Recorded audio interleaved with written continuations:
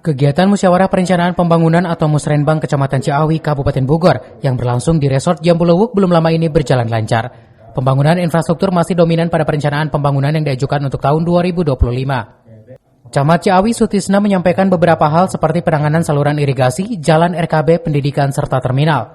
Pada kesempatan ini, Camat Ciawi juga menyesalkan beberapa pengajuan yang sudah dilakukan selama beberapa tahun kebelakang tidak pernah terakomodir.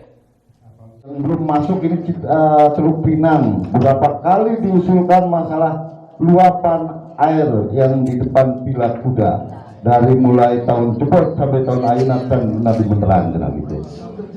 Ya, ngapa lurah?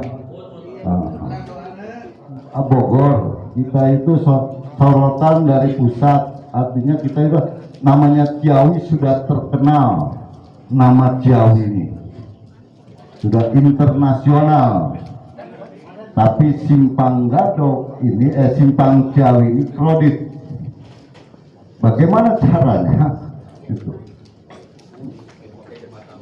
Nah itu makanya kita akan pada Namil perlu terminal sudah diusulkan tidak? Memang sudah kita usulkan gitu. Dan pernah dibahas beberapa kali tapi tidak muncul sampai sekarang. Nah, terus luapan drainase yang ada di wilayah jalur Gadok Ciawi ini Bapak dari Banknya harusnya Pak Kapolsek setiap hujan selalu membersihkan sampah. Dari Kabupaten Bogor, Cevi Suryadi melaporkan.